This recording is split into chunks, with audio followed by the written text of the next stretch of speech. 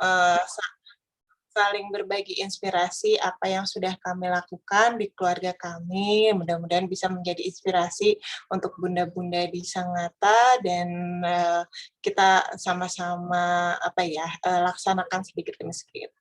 Izin share screen ya, Bun. Udah terlihat slide-nya? Sudah, Teh. Alhamdulillah. Ya, alhamdulillah lancar ya. Oke, kita mulai di pagi hari ini dengan kita coba melihat berapa sih jumlah sampah dari penduduk Indonesia. Setiap penduduk Indonesia ini menghasilkan 0,5 sampai 0,7 kilogram sampah per orang per hari. Dan komposisi sampah organik itu sekitar 50% sampai 60%. Sumber terbesarnya dari rumah tangga, sekitar 45 sampai 48%. Dan rumah tangga itu berarti salah satu peran penting adalah dari kita, bunda-bunda yang menjadi manajer gizi keluarga, yang memasak dan menyiapkan menu-menu untuk keluarga. Dan kalau kita lihat, sebentar ya, belum maju. Bentar ya Teh, izin di ini dulu. Kemudian kalau dari keadaan TPA di berbagai kota juga sudah banyak yang penuh. Kayak di Bandung, TPA Sari Mukti sudah hampir penuh dan akan berpindah ke TPA Legok Nangka yang biaya pengangkutannya jauh lebih besar. Waktu itu kita pernah silaturahmi juga dengan teman-teman di Yogyakarta, dan TPA di Yogyakarta juga sudah nyaris penuh banget, sampai kadang-kadang buka tutup, kadang sampah tidak bisa diangkut ke TPA. Dan waktu itu di tahun 2005 juga ada tragedi Bandung Lautan Sampah yang 147 orang meninggal dunia. Jadi isu tentang sampah, isu tentang TPA yang tidak bisa mengangkut sampah-sampah dari berbagai kota itu menjadi tantangan juga. Dan kalau misalnya TPA penuh, sampah yang kita produksi di rumah tidak bisa diangkut ke TPA, dan itu yang harus kita lakukan adalah mengurangi sampahnya supaya sampahnya tidak banyak yang kita produksi di rumah. Kalau di Kota Bandung, salah satu yang suka dimotivasi oleh Direktur PD Kebersihan Kota Bandung adalah, yuk kita kelola sampah organiknya. Gimana supaya sampah organik itu tidak dibuang ke tempat sampah, tidak berakhir di TPA atau di tempat pembuangan sampah akhir.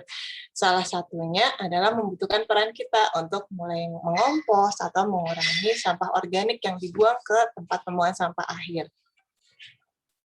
Dari kondisi di laut atau di sungai, juga Sungai Citarum kondisinya seperti ini sampah-sampahnya. Kemudian Indonesia juga termasuk peringkat kedua penghasil sampah plastik ke laut. Jadi kondisi fakta-fakta ini menyedihkan ya bunda-bunda untuk kondisi Indonesia saat ini, dan ini perlu peran kita sama-sama untuk menjadi agen perubahan di dalam keluarga dan mendidik anak-anak kita supaya yuk kurangi sampah, yuk minim sampah, yuk kita pilah sampah, dan itu kita niatkan ibadah bersama untuk melindungi bumi kita. Dan kalau ke anak-anak yang perlu kita edukasi juga, bagaimana kalau kita tidak mengelola sampah dengan baik dan apa akibatnya terhadap hewan-hewan yang ada di lautan atau yang ada di daratan. Seperti di bulan November 2018 di Wakatobi ditemukan bangkai paus yang di dalamnya penuh plastik, ada sendal jepit, ada botol plastik, sedih banget. Dan kalau kita lihat hewan-hewan di darat juga kayak di kebun binatang ada yang akhirnya makan sampah plastik karena perilaku yang buang sampah sembarangan. Jadi untuk menyikapi hal itu kita bisa sama-sama mencoba kita evaluasi bagaimana sih kelola sampah keluarga kita seperti apa, kemudian apakah masih ada yang harus diperbaiki atau tidak. Sekarang yuk kita evaluasi dulu gimana sih kelola sampah keluarga kita. Nah, bunda-bunda, kalau di Bandung nih, teman-teman di sini banyak yang kalau jajanan favoritnya seperti ini, terus dibungkusnya kayak gini. Kalau di Kalimantan kayak gimana ya? Sama nggak? Mbak Naila? Sama. Ya. Paling jajanannya beda ya? Pentol ya, pentol, terus apalagi tuh mie ayam, ya sama sih, Mbak. Iya, di sini cilor-cilor gitu pakai tusuk Heeh heeh. sate, cilok, mie ayam, biasanya pentol atau bakso kan Iya, selalu jadi betul betul. favorit ya ibu-ibu di berbagai kota.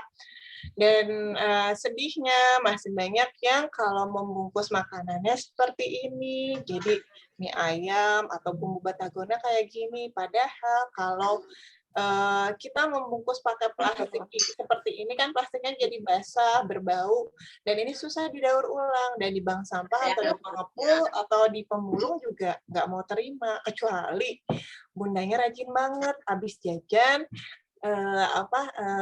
plastiknya dicuci sampai bersih, terus dijemur. Nah, itu masih bisa diterima, tapi kan kadang-kadang udah males ya kalau udah geleh, udah basah, apa ya, bukan apa, geleh itu bahasa Sunda, udah jijik ya. Jijik. Heeh. Jadi, ya mendingan kita kurangin dari awal, terutama dalam mengurangi sampah. Jadi yuk kita evaluasi apakah kita masih jajan dengan perilaku seperti ini. Kemudian sekarang juga banyak UKM-UKM baru yang buka minuman-minuman kekinian, apalagi sekarang kan baik bisa online ya, GoFood, GrabFood, kita pengen minuman apa, udah tinggal sambil rebahan, bisa sambil langsung pesan. Tapi kalau kita tafakuri, kita renungkan, setelah kita membeli, sampahnya ada apa aja ya, Bun? Misalnya yang di sebelah kanan, kita beli boba nih, sampahnya ada gelas plastiknya, ada tutupnya, ada sedotan plastiknya, kemudian ada kreseknya. Terus kalau kita belinya macam-macam, kadang-kadang kreseknya juga banyak gitu ya. Kemudian kayak sampah-sampah botol juga, jadi banyak sekali sampah-sampah yang kita produksi kalau kita belum mencoba mengurangi sampah dari awal. Jadi gimana, Bun, kalau misalnya kita kan pengen juga ya jajan yang seger-seger atau minuman yang sehat, tetap bisa, tapi misalnya pakai wadah sendiri, pakai tumbler, atau paling paling hemat, murah, dan sehat, ya bikin sendiri dari awal. Nah, sekarang kita evaluasi apakah sampah organik di rumah kita masih tercampur dengan anorganik, karena kalau kita lihat di tempat sampah sementara ya, pembuangan sampah sementara di TPS atau di tempat pembuangan sampah akhir, sebenarnya di dalam kresek-kresek ini sampahnya tuh tercampur, botolnya, sisa makanan, sisa buah-buahan, semua tercampur seperti sebelah kini. Sekarang sama-sama kita evaluasi gimana ya tempat sampah di rumah kita, apakah sudah terpilah atau masih tercampur. Salah satu yang diingatkan oleh mitra kita dari PD Kebersihan itu, Direktur PD Kebersihan, bahwa buang sampah pada tempatnya itu belum cukup. Tapi yang paling baik adalah buanglah sampah di tempat sampah terpilah.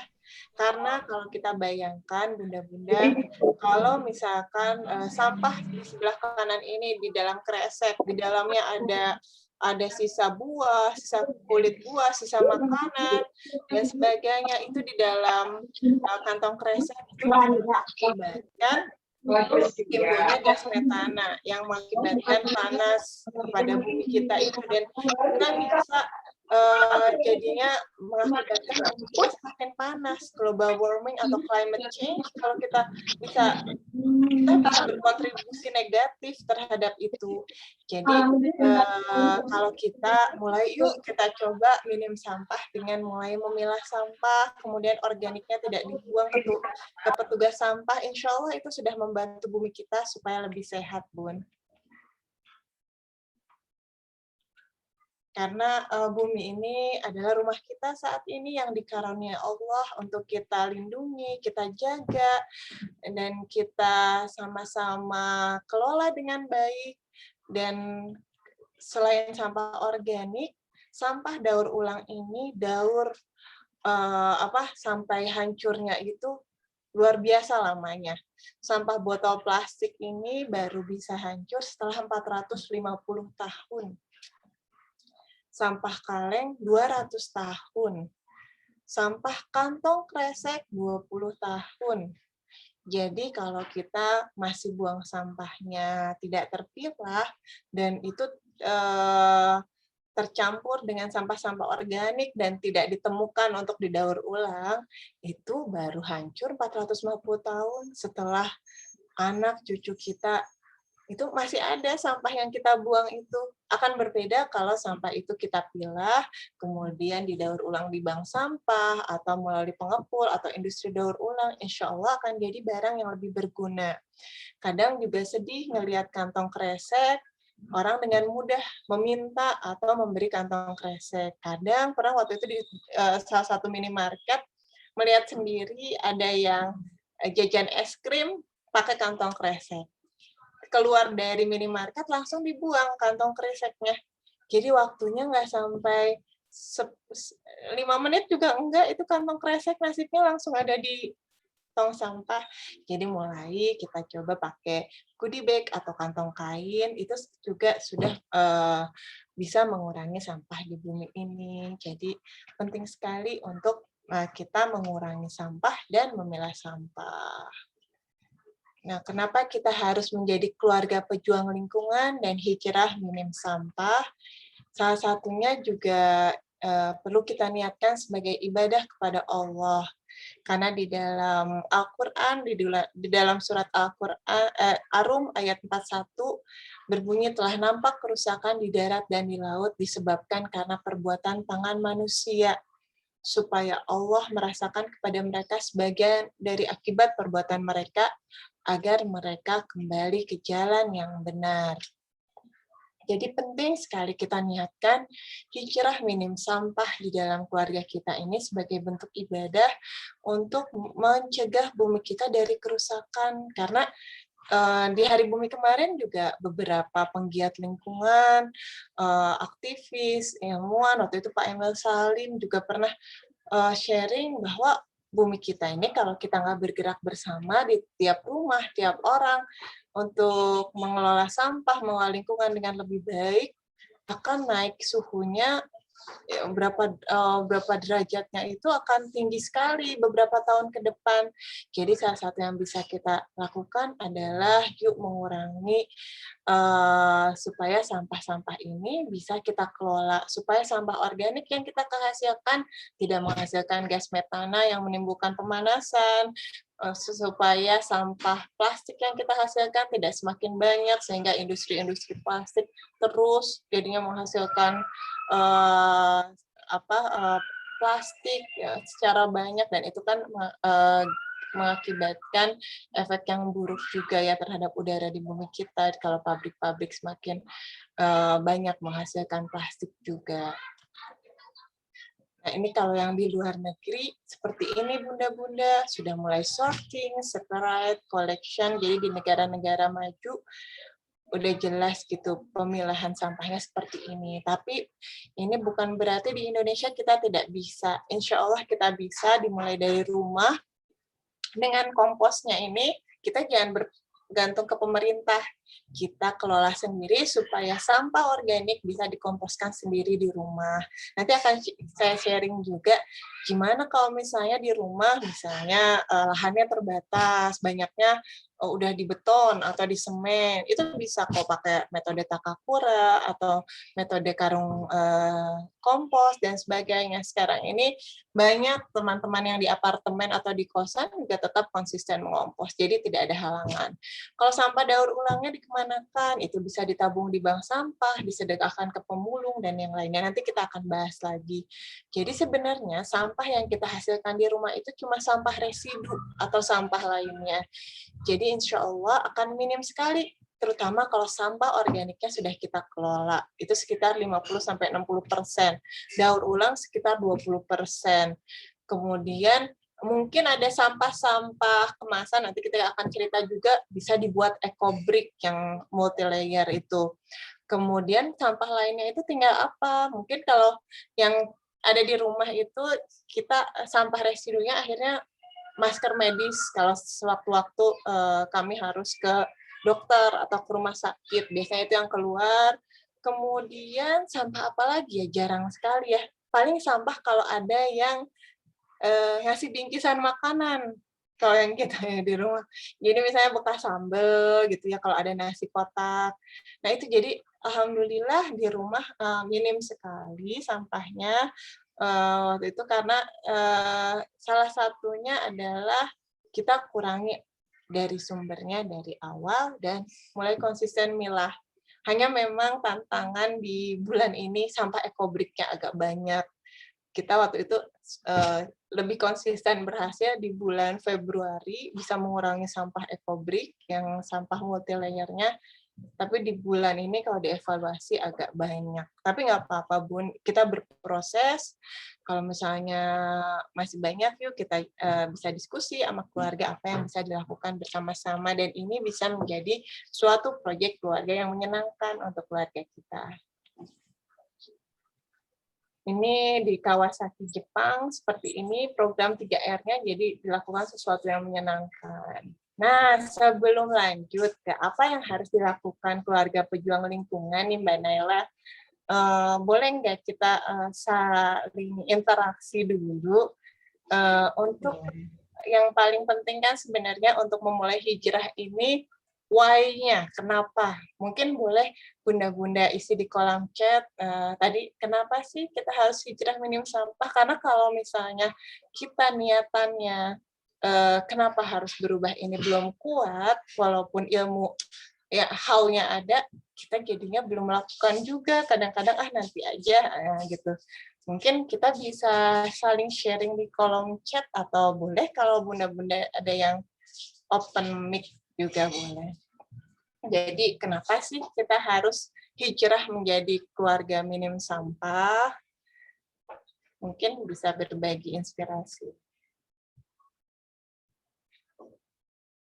Silakan Bunda-Bunda boleh raise hand kalau yang mau share langsung atau boleh juga kalau mau di kolom chat aja juga boleh ya. Boleh, kita sambil. Ini ngomong-ngomong Teh Isti itu mulai kapan aktif di ini, maksudnya peduli sama lingkungan banget itu kira-kira kapan gitu Teh? Apa maksudnya dari pas kuliah atau emang dari kecil atau gimana? Enggak, Teh Naila, jadi baru 2012 kan kita buka bank sampah, itu juga berarti setelah kerja itu juga salah satunya motivasinya dari ayah yang salah seorang tokoh masyarakat yang peduli dengan isu lingkungan di sini. Jadi suka nerima curhatan dari pimpinan-pimpinan RT gitu di sini, sulit menemukan orang atau tempat untuk menemukan tempat untuk menjadi tempat pembuangan sampah sementara. Karena sampah banyak, tapi naruhnya di mana sebelum diangkut ke TPA gitu ya. Kemudian Bapak waktu itu di tahun 2012 pernah lihat tayangan tentang bank sampah di TV. Kemudian bikin tantangan nih kepada anaknya, bisa nggak bikin bank sampah kayak gitu. Alhamdulillah atas izin Allah bersama 2 orang mahasiswa waktu itu kita dirikan bersama. Waktu itu belum minim sampah, Mbak Nay, baru fokus dengan sampah daur ulang yang cuma 20% itu. Tapi memang alhamdulillah lama-lama dipertemukan dengan teman-teman dari komunitas lingkungan, kemudian di tahun 2015 kita juga lebih banyak edukasi, awalnya lebih banyak edukasi bank sampah, tapi setelah ketemu sama teman-teman, kemudian ada program Kota Bandung, Kang Pisman itu kurangi, pisahkan, manfaatkan, kita jadi jadi lebih termotivasi bahwa minim sampah, pilah sampah itu memang bisa menjadi suatu ibadah kepada Allah, dan itu yang akan membuat keberlanjutan di bumi ini juga, insya Allah untuk anak cucu kita. Jadi lebih semangat untuk mengedukasi minim sampah. Jadi sekarang udah kadang geli kalau lihat sampah tercampur-campur. Jadi kadang-kadang kalau kita, bukan kadang-kadang sih, alhamdulillah selalu kalau misalnya kita traveling juga ya, kalau misalnya belum ketemu tempat sampah yang bisa memilah, kita bawa pulang aja, dikomposin di rumah. Jadi biasanya bawa misting, kayak waktu bulan kemarin kita baru ke Pangalengan, di tempat penginapan juga tetap kita pilah. Kalau yang organiknya, ternyata bisa dibuang, ada waktu itu nitip ke ayahnya anak-anak, ya bisa, ya itu tetap diorganikan. Tapi kalau sampah daur ulangnya kita bingung, nggak ada tempat pembuangan sampah daur ulang kita bawa ke Bandung akhirnya. Ya Allah, jadi sampahnya ikut jalan-jalan juga ya Teh? Iya, sampahnya ikut jalannya. Oke, nah ini udah ada nih Teh yang sharing, katanya demi anak cucu, apa nih, demi anak cucu kita gitu kan, kita harus hidup minum sampah. Iya, Mbak Novia. Iya, insya Allah untuk Sama anak Mbak cucu Ervi kita juga. ya. Bener banget. Supaya anak cucu kita juga berkelanjutan bisa menikmati bumi kita yang sehat. Betul. Ini juga ya ada yang Bunda Ervi nih, karena kalau sampah terus numpuk tanpa ada pengolahan akan jadi apa ya negara kita ke depannya gitu. Dan Iya. banyak juga sih teman-teman yang Muslim gitu ya, Teh kayaknya termotivasi juga gitu. Selain dari ayat yang Teteh sampaikan tadi kan, terus kayaknya di surat Al-Baqarah ya yang awal-awal itu kan juga maksudnya kita tuh nggak ngerasa kadang-kadang kalau kita itu adalah termasuk yang merusak gitu, merusak bumi gitu, nauzubillah min dzalik gitu ya. Makanya tadi tapi jadi termotivasi banget sih Teh Isti tadi bilang kayak gitu berarti istiqomah gitu ya. Kadang-kadang kan kita kalau saya sih bukan kita. Kalau saya di rumah udah kayak gitu, tapi kalau udah traveling kan gimana gitu ya. Males. Kadang-kadang udah aja ya udahlah walaupun tetap kalau misalnya udah tahu tuh ini ya Teh ya, ada rasa bersalah gitu kayaknya ngebuang tuh. Aduh gimana gitu deg-degan. Iya, mana emang berproses. Awalnya dulu kita juga di rumah aja, pas traveling belum. Lama-lama, ya mungkin dari webinar juga ada teman-teman kayak Mbak Siska, Zero Waste Adventure, terus ada siapa dulu yang cerita gimana dia konsisten pas traveling. Oh, jadi kita kayak ada inspirasi juga untuk, oh ternyata bisa ya sedikit-sedikit. Tapi kemarin kita memang masih belum bisa konsisten di air minum botol ya. Kalau yang lebih advance lagi sampai cari tempat untuk nge-refill tumblernya, cari yang untuk pakai galon. Kita masih pakai ini jadinya air mineral 1 liter waktu itu. Wah, Masya Allah ini Mbak Ervi, wah udah semangat diapain ya baiknya supaya keluarga minim sampah. Jadi udah tertarik untuk gimana how-nya untuk jadi keluarga minim sampah. Ini Mbak Putih sebagai ibadah ikut berkontribusi menyelamatkan lingkungan dan memberi manfaat mendapatkan hasil kompos. Alhamdulillah. Insya Allah bisa mewakili ya dari teman-teman. Kalau bunda-bunda ada yang masih mau ngechat, boleh juga. Karena yang paling penting adalah kenapanya ini kita harus hijrah, edukasi ke bunda-bunda atau mahasiswa atau dulu tuh Mbak Nay, kita tuh langsung lebih banyak ke how-nya, caranya ke bank sampah atau kurangi. Ternyata ujung-ujungnya terutama ke anak mahasiswa, mereka tuh belum ngeh gitu. Kenapa sih emang misalnya harga di bank sampah juga nggak seberapa, capek kan milah gitu, waktu terbuang misalnya gitu ke anak-anak milenial. Jadi kalau misalnya konsep awalnya, niatan awal untuk hijrah minim sampah belum terbentuk, yaitu jadinya akan membuat kita belum bisa konsisten untuk menjalankannya. Oke, kita lanjutkan ya. Oh, Mbak Revi ya. Oke. Makasih Mbak Revi. Sip. Nah, apa yang harus dilakukan keluarga pejuang lingkungan? Bentar, ini slide-nya. Kita ulang lagi ya.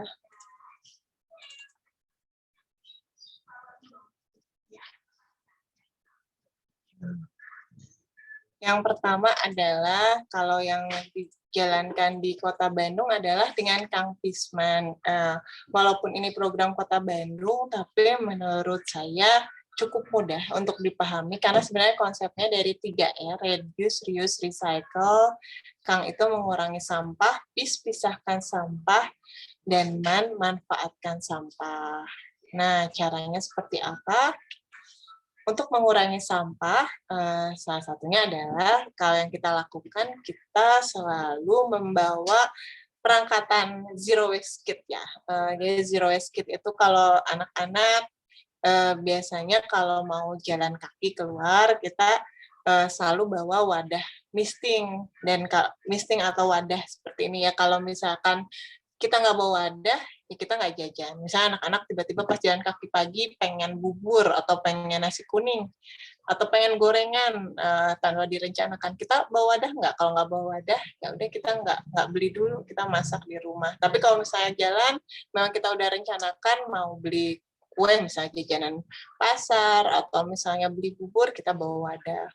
Kemudian bawa kantong kain juga itu wajib selalu bawa. Jadi biasanya kalau kita jalan pagi di pandemi ini sambil belanja buah atau belanja sayur, kantong kain itu harus ada.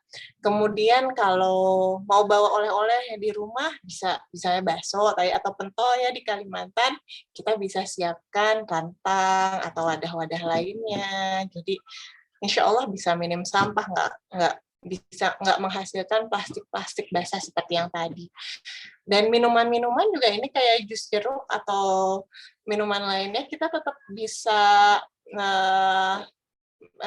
minim sampah kalau kita siapkan dari awal. Kita bisa bekal jus atau yang lainnya kita jajan tanpa menghasilkan sampah. Dan untuk bunda-bunda yang paling penting adalah yang seperti gambar sebelah kanan adalah saat belanja. Saat pandemi mungkin ada yang belanja online atau belanja mingguan ke pasar atau ke warung. Itu perlu kita siapkan juga alat-alat minim sampahnya, kantong kain besar, kemudian wadah-wadah besar untuk beli ikan, ayam, atau bumbu-bumbu dapur lainnya. Insya Allah bisa.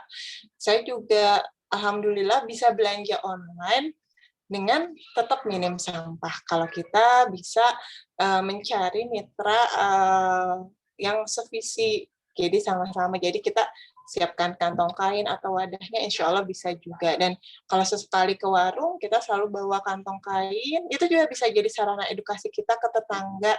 Pas lagi pakai kantong kain, kadang ada tetangga yang, wah iya ya ngurangin plastik ya teh. Gitu. Jadi itu juga menjadi sarana edukasi kita ke tetangga atau ke penjualnya juga. Malah waktu itu ada penjual di pasar yang bilang, wah enak ya kalau semuanya kayak teteh, katanya gitu. Jadi saya nggak usah ngemodal kresek, nggak usah ngemodal kantong plastik. Jadi insya Allah itu bisa mengurangi budget si penjual juga untuk menyediakan kresek. Dan untuk di rumah kita bisa mengurangi sampah banget. Nah, yang kedua adalah pisahkan. Pisahkan sampah sesuai jenisnya. Organik, anorganik, dan sampah lainnya. Dan B3. Insya Allah nanti kalau ada waktu, nanti boleh nanti kita coba lihat tempat sampahnya langsung. Kemarin udah difoto tapi lupa dimasukin di slide, biar bunda-bunda lebih kebayang penerapannya. Boleh nanti kita share virtual tour sebentar. Gimana sih tempat sampahnya, kemudian gimana ngelola sampah organik juga, boleh nanti kita jelaskan. Kemudian manfaatkan sampah organik menjadi kompos, sampah anorganik bisa ditabung di bank sampah, atau bisa dibikin kreasi, kalau anak-anak biasanya suka bikin kreasi, atau juga itu kreasi-kreasi dari sampah-sampah yang kemasan multi-layer juga biasanya suka ada yang bikin kayak alas duduk, kemudian tas dan yang lainnya. Nah, tapi yang paling penting untuk di dalam sebuah keluarga adalah mengelola sampah organik ini. Dan mengelola sampah organik ini bisa kok buat sambil main. Jadi kalau anak-anak ini suka sambil sama ayahnya bikin lubang biopori bareng-bareng. Dia kan suka main kotor-kotoran ya biasanya. Jadi main tanah, main air, bikin lubang biopori bareng. Kemudian kalau yang di kanan kita olah kompos menggunakan keranjang takakura atau komposter. Memang tantangannya harus agak rajin sampahnya dipotong-potong dulu. Karena kalau misalnya nggak dipotong-potong, bisa sih, tapi lama. Memang paling simpel masuk ke lubang biopori lebih cepat lagi, atau kalau di rumah lahan tanahnya banyak, bikin lubang agak besar juga nggak apa-apa. Intinya sih kembali ke tanah, sampah-sampah organik itu. Tapi kalau mau diolah jadi kompos yang dipakai berkebun, bisa pakai keranjang takakura atau karung komposter. Hanya ya sampahnya kita potong-potong supaya lebih cepat jadinya, sekitar 2 bulan insya Allah jadi. Terus bisa dipakai berkebun kayak yang di atas ini, alhamdulillah media tanamnya dari kompos yang ada di rumah juga.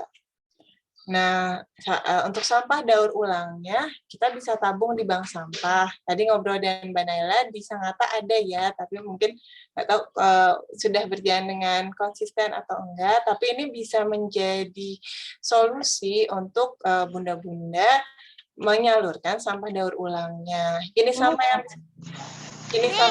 yang bisa ditabung apa aja? Yang daur ulang itu plastik, logam, kertas, beling. Ini 4 jenisnya ya. Nah, kayak sampah plastik ini sebenarnya di rumah pasti banyak ya, walaupun seminim-minim sampahnya kita, sampah sabun, sampo, kemudian botol air mineral. Kadang-kadang anak-anak pengen sekali-sekali kan minum air yang kemasan misalnya, itu juga bisa diproduksi, itu sampah plastik ini bisa didaur ulang.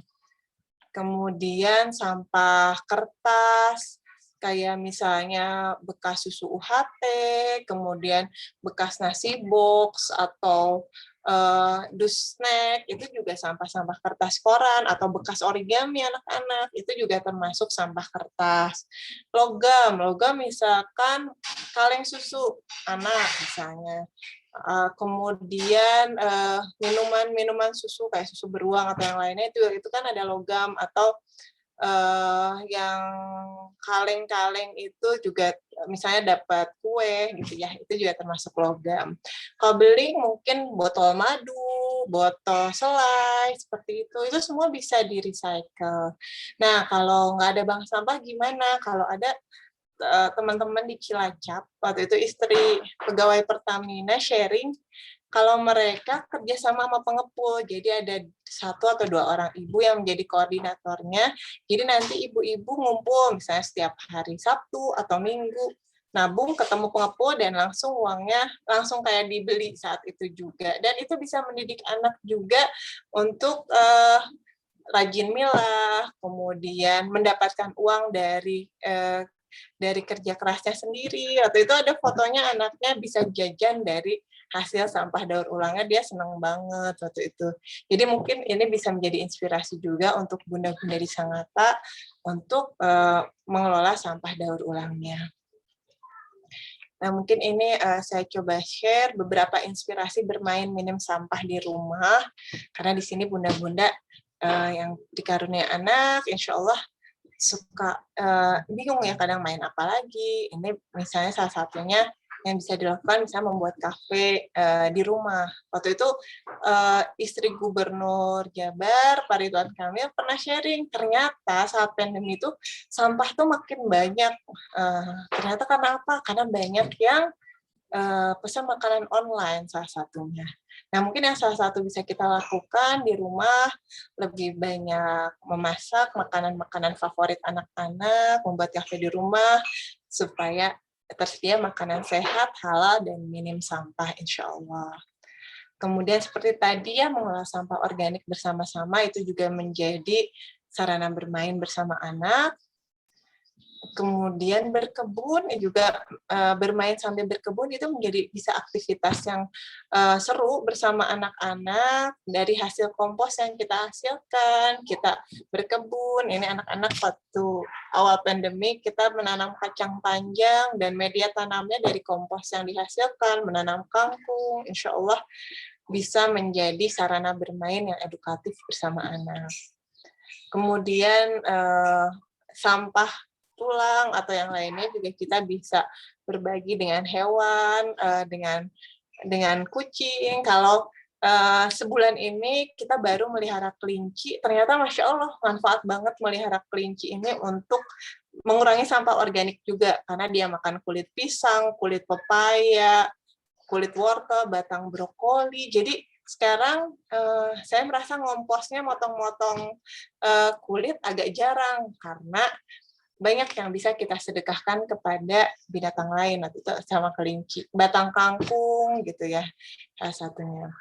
Nah, ini eco-brick yang bisa kita lakukan lainnya adalah bermain dengan eco-brick. Jadi kalau di rumah biasanya tugas anak-anak adalah membuat ekobrik.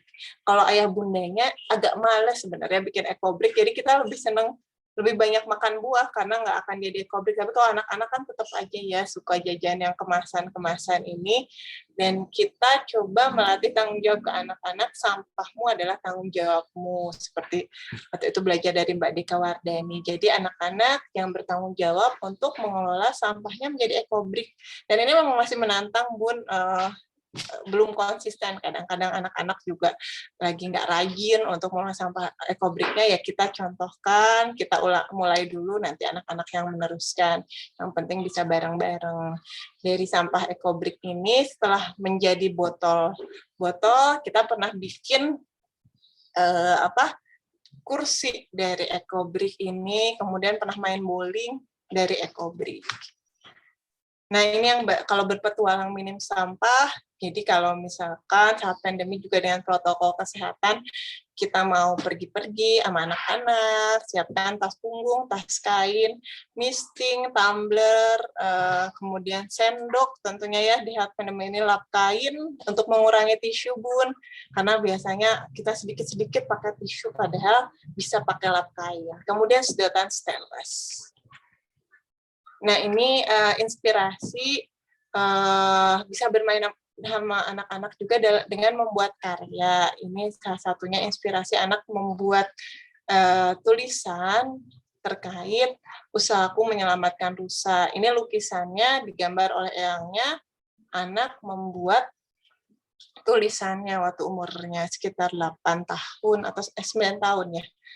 Nah, ini salah satunya inspirasinya saat jalan-jalan ke Pangalengan waktu itu, tempat ayahnya kerja, dan melihat sendiri orang yang buang sampah sembarangan di dekat kandang rusa, sehingga dia khawatir sampah plastiknya itu bisa dimakan rusa.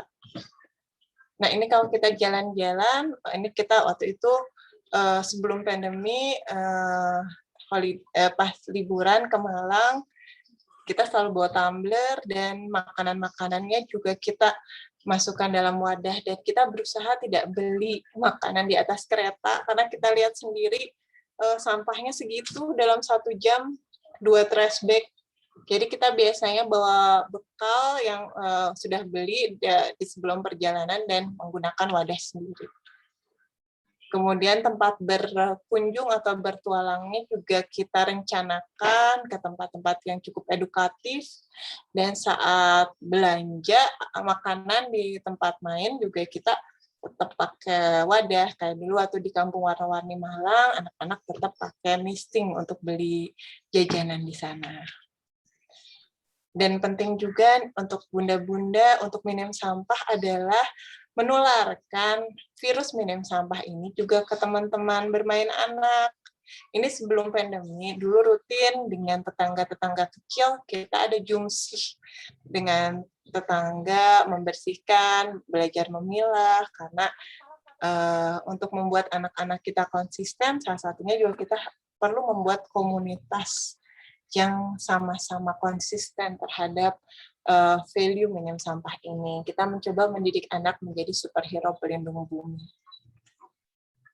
Ini yang coba kita didik kepada anak-anak untuk menjadi guardians of the earth, bermain sambil jumsi seperti ini. Dan sekarang kalau saat pandemi, mungkin beberapa bulan yang lalu kita jalankan adalah berkebun, tapi tetap mengomposnya juga kita mencoba edukasi ke anak-anak untuk pilah sampah dan yang lainnya juga. Nah, ini inspirasi menabung di bank sampah. Jadi kalau di Sangatta ada bank sampah, bisa jadi inspirasi juga anak-anak menjadi nasabah cilik bank sampah. Yang difoto di sebelah kiri adalah anak-anak dari Sekolah Alam Bandung. Waktu itu nabung di bank sampah karena dia punya goals, punya tujuan, ingin piknik ke Jogja. Dan mereka dengan semangat membawa kardus, membawa botol, untuk ditabung di bank sampah saat itu. Nah, ini anak-anak senang banget kalau udah dapat buku tabungan, walaupun sebenarnya tabungannya nggak banyak ya, mungkin baru 3.000, 10.000, tapi itu juga salah satu sarana kita untuk mendidik anak earn money dari kecil, salah satunya dari usahanya dengan menabung sampah.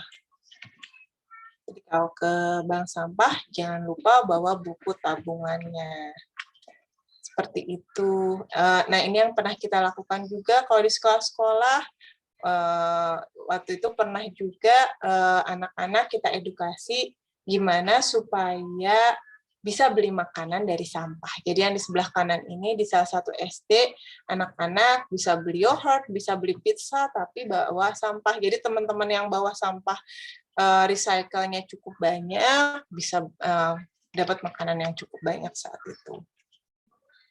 Ini beberapa acara edukasi dari Bumi Inspirasi yang pernah kita lakukan, mungkin sambil berkenalan dengan Bumi Inspirasi sedikit-sedikit. Nah, ini edukasi kita, kadang-kadang kita udah lama ini tahun 2014 pakai robot di acara di dekat rumah, di lapangan ada bazar. Mungkin kalau di luar negeri kan ada mesin deposit machine untuk drop sampah daur ulang. Kita ini pakai manual, jadi kalau misalkan ada yang pungut sampah, kasih sampah, dapat voucher main atau voucher baca. Waktu itu kita bikin pojok library kecil. Jadi untuk mendidik anak, kita bermain sesuai bakat anak, sesuai passion anak apa kita sesuaikan. Kalau yang suka recycle, yang suka komik, bikin komik, alhamdulillah anak bersama teman-temannya membuat komik bareng dengan judul komik Superhero Cilik Bandung Barat Kang Pisman. Salah satunya ini juga untuk mendidik anak-anak memiliki value kurangi sampah, pisahkan sampah, dan manfaatkan sampah. Ini komiknya, bunda-bunda. Ini sambil promo dikit, nggak apa-apa Mbak Nay, kalau ada yang berminat, boleh nanti japri. Ya, Masya Allah, keren-keren. Nah, ini beberapa edukasi kita ke anak-anak. Jadi kita banyak edukasi ke anak-anak supaya menjadi superhero cilik, pelindung bumi. Dan ini yang perlu bunda-bunda juga edukasi ke anak-anak, terutama value tidak buang sampah sembarangan, misalnya melaksanakan piket kebersihan di sekolah atau di rumah, belanja makanan dengan wadah sendiri, dan pastinya kita bundanya sebagai contoh ya, membawa kantong kain untuk mengurangi sampah plastik, buang sampah di tempat sampah terpilah, dan menjadi nasabah bank sampah cilik, menghemat penggunaan kertas, dan bawa sapu tangan sendiri. Bawa sapu tangan ini memang baru kita berapa tahun ini ya, awalnya kita tiap belanja bulanan masih belanja tisu ya, tapi ternyata setelah kita mulai hidup minim sampah, kita kan mulai membedah di tempat sampah ada sampah apa aja ya, ternyata banyak sampah tisu, waktu itu sampah lainnya udah jauh berkurang. Jadi sekarang kita mulai konsisten menggunakan lap kain untuk membersihkan atau kanebo. Nah, ini mungkin berkenalan sedikit dengan Bank Sampah Bumi Inspirasi. Pengurus bank sampahnya ini di Cisitu, Kelurahan Dago, Kecamatan Coblong, Bun. Mangga kalau ke Bandung nanti kalau sudah aman dari COVID, insya Allah kita silaturahmi. Ini salah satu inspirasi liburan minim sampah dari teman-teman Bumi Inspirasi. Waktu itu jadi benar-benar direncanakan. Jadi kalau nanti pasca pandemi, bunda-bunda mau piknik, terutama di seksi konsumsi nih tantangannya untuk menyediakan konsumsi yang minim sampah dari awal. Ini juga kita ada akses pungut sampah, dan sedihnya dalam 15 menit ditemukan 130 sedotan plastik yang dibuang sembarangan saat itu. Ini Bumi Inspirasi bertransformasi menjadi learning center dengan fokus ke perencanaan keuangan, ramah lingkungan. Jadi kita visinya mewujudkan keluarga Indonesia cerdas finansial, ramah lingkungan, dan berakhlak mulia. Ini beberapa kegiatan yang dilakukan oleh Bumi Inspirasi, seperti edukasi superhero cilik pelindung bumi, dan alhamdulillah kemarin di bulan April kita bikin training edukator cilik, dan alhamdulillah beberapa perwakilan dari Sekolah Alam Sangatta juga hadir dalam acara training edukator cilik. Ini salah satu acara edukasi kita virtual di SD Atirah Makassar. Jadi insya Allah kalau mau berkolaborasi dengan SD-SD di Sangatta atau di Kalimantan lainnya, insya Allah kita senang banget karena visi kita menyebarluaskan virus pelindung bumi ini kepada teman-teman, terutama anak-anak dan ibu-ibu. Jadi bagaimana inspirasi menjadi rumah minim sampah? Yang pertama adalah komitmen bersama untuk selalu minim sampah. Yang kedua, rencanakan aktivitas bermain dan berpetualangan menyenangkan dan minim sampah. Kemudian dalam keluarga, ayah dan bunda itu harus sebagai role model minim sampah. Jadi kita contohkan kepada anak-anak, kompak sebagai a home team. Kalau bunda-bunda di sini banyak yang IP juga mengenal istilah a home team, itu kita harus kompak, sama-sama menjadi keluarga minim sampah, rajin pilah sampah, selalu bawa kantong kain saat belanja, dan selalu BBM, bawa botol minum, bawa bekal misting, dan kalau belanja hemat, berbagi, dan menabung. Terima kasih. Mungkin itu sekilas penjelasan inspirasi menjadi keluarga minim sampah. Iya, Ea. Wow, Masya Allah, Alhamdulillah. Banyak sekali ya inspirasi, insight, dan juga ilmu yang kita dapatkan bareng-bareng sama Teh Isti pagi ini. Nah, biar makin banyak nanti yang bisa dijawab ya pertanyaan-pertanyaannya, saya akan, boleh ya Teh ya, izin bacain pertanyaan ya. Ini Boleh, tadi boleh. juga yang DM. Bentar, nonton saya dulu. Oke, ini tadi izin bertanya, untuk sampah baju-baju yang sudah nggak layak pakai, itu biasanya gimana Teh maksudnya? Sebenarnya sih kadang kan bisa ya dijahit sendiri, dijahit ulang gitu, perca-perca untuk lap, tapi kan kadang ada keterbatasan gitu, mungkin nggak jago jahit, atau misalnya kadang-kadang mau ke penjahit juga nanti jangan-jangan kalau di Kalimantan ini soalnya kadang-kadang ongkos penjahitnya tuh mahal pisan gitu ya. Nah, itu mungkin Oh iya. ada inspirasi gimana Teteh kalau untuk yang seperti itu, silahkan. Iya, makasih Mbak Naila. Kalau untuk sampah kain memang di bank sampah belum diterima Teh. Hanya memang salah satu yang kita lakukan memang bekerja sama dengan tetangga yang bisa jahit. Ya itu kalau di Kalimantan mahal tapi ya Teh ya alhamdulillah ada pengurus bank sampah alumnus tapi sekarang sudah menikah dan dia lulusan UPI menjahit. Salah satunya yang kita lakukan kemarin kayak seragam ya. Seragam kan biasanya orang nggak mau dikasih seragam bekas. Kalau keluarga kita anak-anak seragam TK-nya alhamdulillah kita pakai turunan teman-temannya jadi nggak apa-apa karena seragam TK kan cuma 2 tahun masih bagus gitu.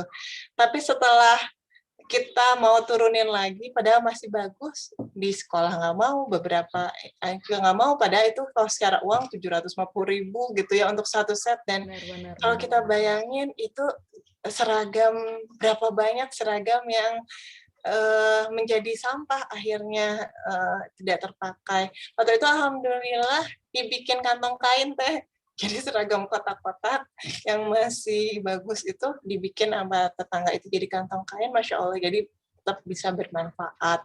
Dan sebenarnya ada komunitas-komunitas yang memang senangnya jahit-penjahit. Waktu itu pernah ada di salah satu WA group, saya lupa ya namanya apa. Jadi dia mengumpulkan kain perca, kain-kain bekas untuk bisa diolah menjadi di-upcycle ya, menjadi sesuatu yang bermanfaat. Kalau baju-baju layak pakai, memang waktu itu kalau di bank sampah, kita pernah dijual kembali ke nasabah dengan harga murah, tapi memang itu tetap ada isu tantangannya yang udah agak kurang layak banget, akhirnya tetap jadi sampah. Nah itu memang masih kadang bingung, apa harus ke desa disalurkannya atau seperti apa. Memang sampah kain itu perlu ada komunitas yang concern, tapi alhamdulillah ada beberapa sih yang sudah concern, ada program tukar baju, ada program jadi kain perca, dan jadi mainan, crafting, yang lain-lain. Betul. Oke, terima kasih banyak Teh Isti. Itu saya tuh ini juga ya, kemarin saya tuh sempat juga Teh bingung, terutama kalau yang baju-baju yang masih layak pakai itu alhamdulillah lah ada di sini tuh komunitas ya untuk teman-teman yang di Sangatta, biasanya ada rumah duafa Sangatta itu mereka menerima baju-baju yang layak pakai. Nah, yang bingung kan kadang-kadang yang nggak layak pakai ya, yang misalnya kaos kaki bolong, maaf nih, terus underwear yang udah itu kan, terus saya bingung gitu, tapi mau dibuang gimana? Terus kemarin tuh saya baca-baca akhirnya Teh kalau saya bikin jadi kayak gini nih, kelihatan nggak ya? jadi bantal yang buat bantal kecil yang kotak. Oh, iya, Masya Gimana sih Allah, nggak Mbak tahu. Naila kreatif. Ya kayak gitulah gitu. Cuman minta tolong juga ke penjahit, tapi penjahit yang udah kenal gitu. Nanti saya kalau ada teman-teman di Sangatta yang butuh kontaknya, insya Allah nggak mahal juga ongkosnya gitu. Jadi kotak yang 40 kali 40 gitu loh Teh. Oh, iya, jadi bantal Dia ya. dirangkepin lagi, bikin sarungnya aja paling kan. Maksudnya itu yang tadi itu yang si kaos kaki bla bla bla yang Iya, benar. Kaos kepake kaki itu bolong atau tinggal sebelah dijahit ya. dulu bener-bener jadi kotak, nah terus baru dibungkus lagi pakai sarung bantal. Nah itu lumayan lah. Jadi kalau cuman buat kayak kursi yang di kamar gini kan, tapi kita juga nggak taruh itu di ruang tamu sih. Kayak masih gimana gitu kalau ngelihat inget isinya apa. Jadi paling kita pakai buat di kamar diiniin gitu ya. Jadi kayak gitulah. Ini sekarang kita pakai kalau pas lagi di kamar kayak gini aja lumayan gitu. Itu kan ini kan Iya. setelah ngumpulin berapa lama juga baru bisa, maksudnya bisa jadi segini gitu kan. Ya, Masya Allah. Jadi inspirasi. Ada juga yang dibikin itu, Mbak Naisa, yang bantal tuh kayak yang kursi yang, apa sih namanya? Ya, kursi yang besar itu. Iya, apa ya Ya, itu Teh itu namanya emang kemarin. suka ada kan yang warna-warni itu kursi kalau di acara-acara. Itu juga. Ya, insya Allah kolaborasi dengan penjahit ya. Itu biasanya yang plastik-plastik juga ya Teh bisa dimasukin, soalnya kan dia kadang-kadang bisa bunyi biar nggak terlalu keras, soalnya emang pengalaman saya kalau kain semua itu agak Keras. berat kan ya bunda-bunda gitu. Jadi kemarin tuh apa sih namanya, saya juga beli kayak gitu, rencananya waktu itu mau dimasukin yang kayak ginian, tapi kok pas mau dimasukin kok kayaknya nggak bagus, jadi akhirnya dibikin sendiri. Iya, tapi seru ya. Ya, Masya Allah. Nuhun-nuhun. Baiklah, sekarang kita ke pertanyaan berikutnya ya. Tadi itu mana ya?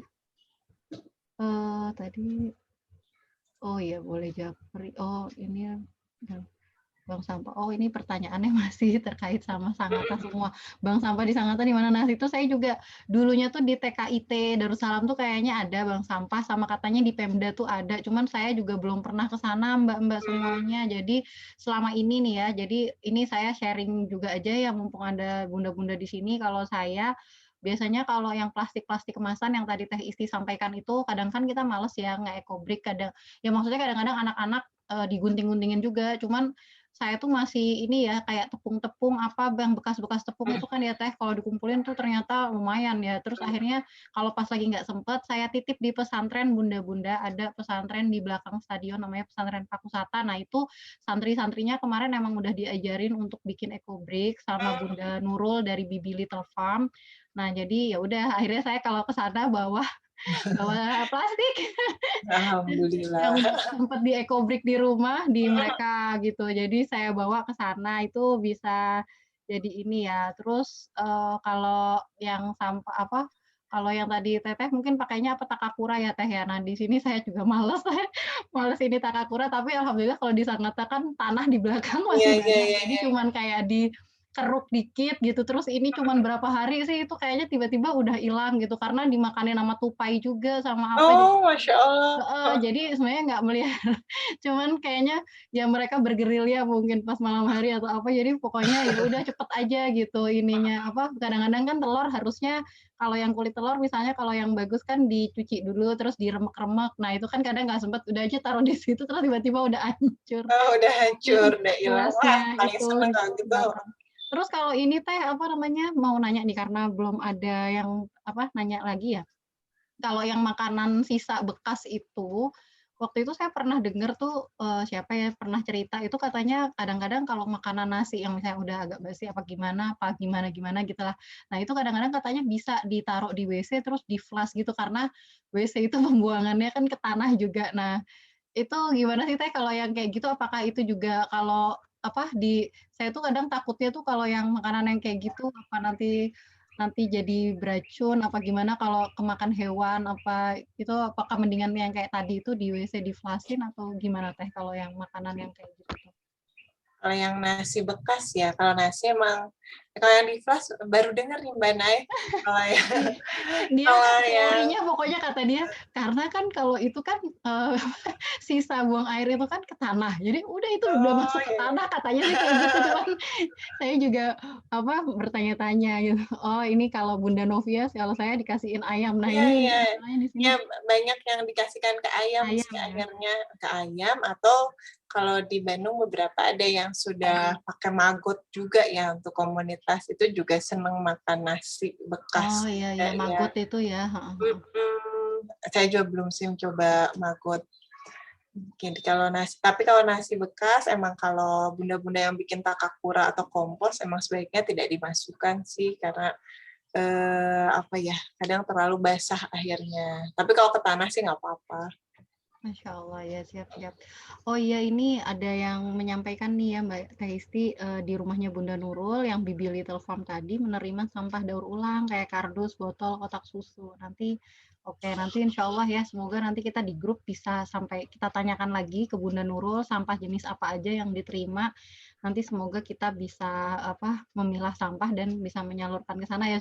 Soalnya kadang-kadang teman-teman itu bingung Teh Isti emang. Iya, Jadi iya, ini habis iya. gini kemana gitu udah dipilah terus kan Iya. bahkan tuh di Sangatta ini kalau nggak salah di beberapa jalan tuh udah ada tempat sampah organik dan anorganik. Cuman kayaknya pas diangkutnya juga jadi satu. Jadi Campur wallahu alam lagi deh ya. itu akhirnya gimana.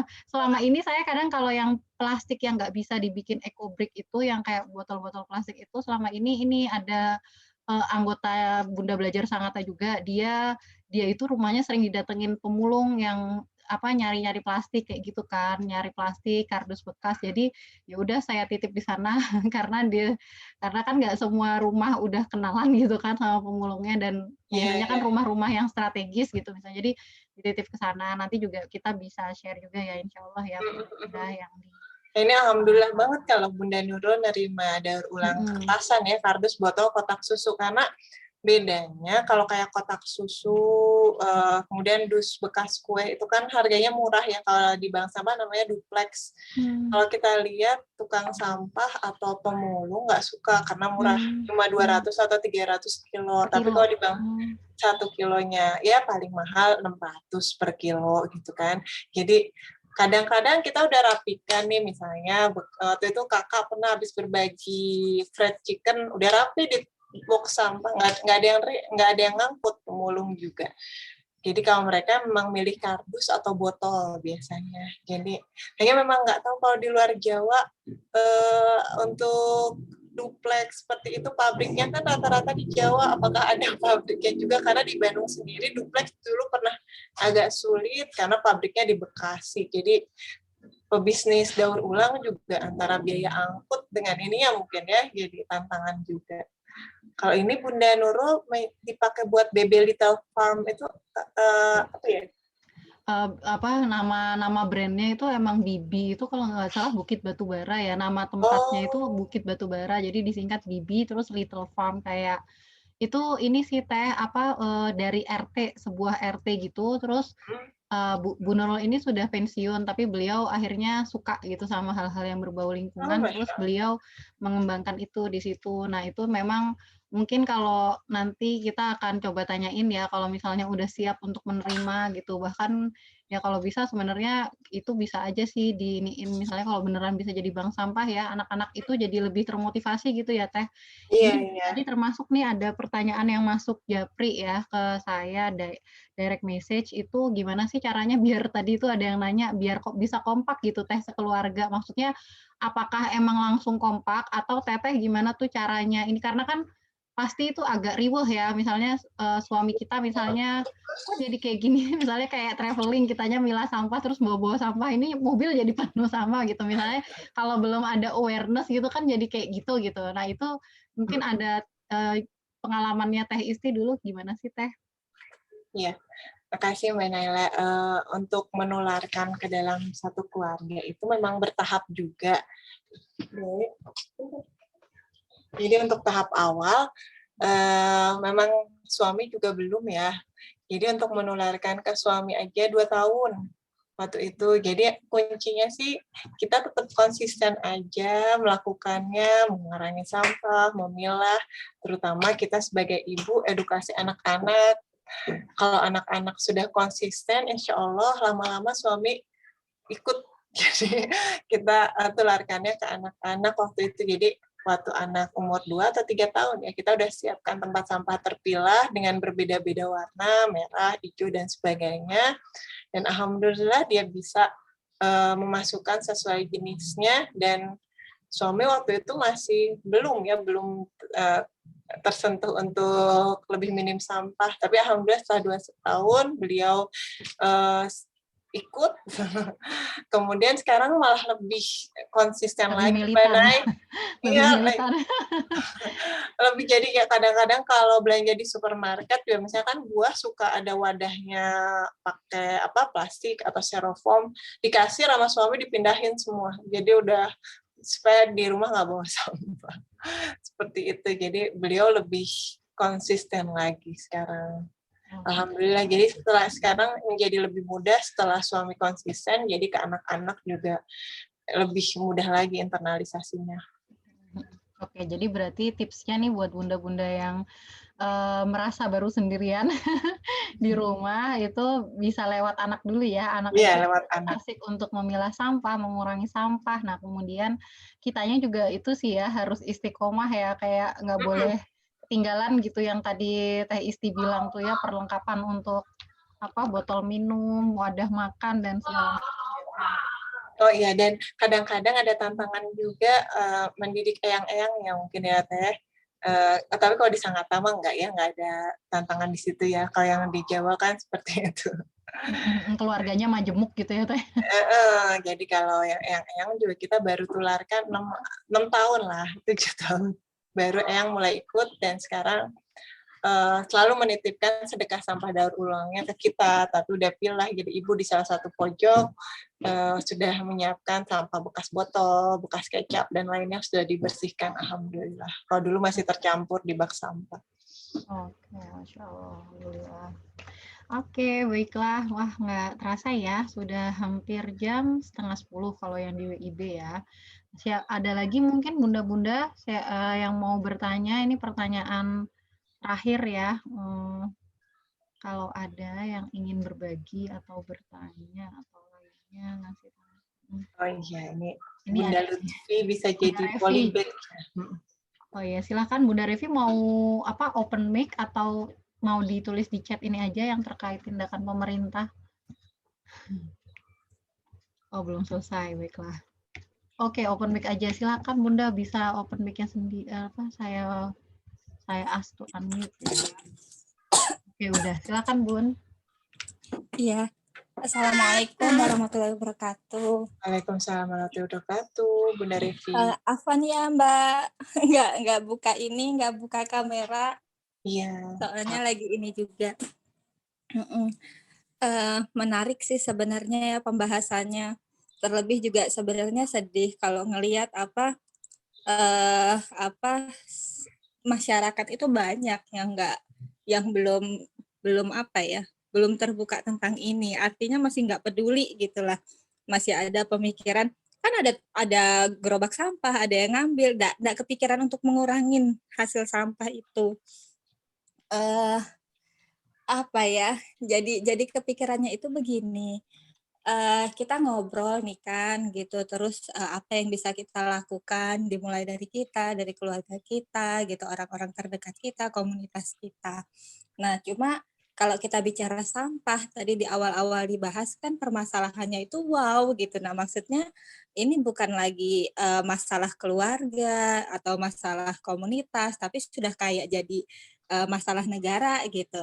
Teteh saya di Bandung itu pernah cerita, kata dia tuh gini, Bandung itu flower city, kota bunga gitu, tapi udah sekarang mah udah kota sampah kayak gitu.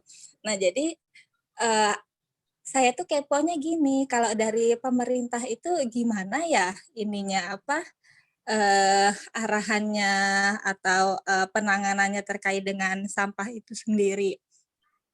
Kemudian kira-kira dari kita nih timbal baliknya ke pemerintah atau masukan dan lain sebagainya mungkin bisa kali ya, misal kayak ke dinas pertamanan kayak namanya, kalau nggak salah sih itu yang suka lewat depan rumah itu, dinas pertamanan yang buat siram-siram gitu. Tapi kalau yang ini ada juga lingkungan hidup ya, mungkin nanti Teh Isti bisa melengkapi. Jadi begitu ya pertanyaannya Bunda Revi. Jadi agak berat. Bagaimana gitu, kerjasama antara masyarakat dan pemerintah gitu ya Teh? Iya benar. Ya. Silakan Teh Isti.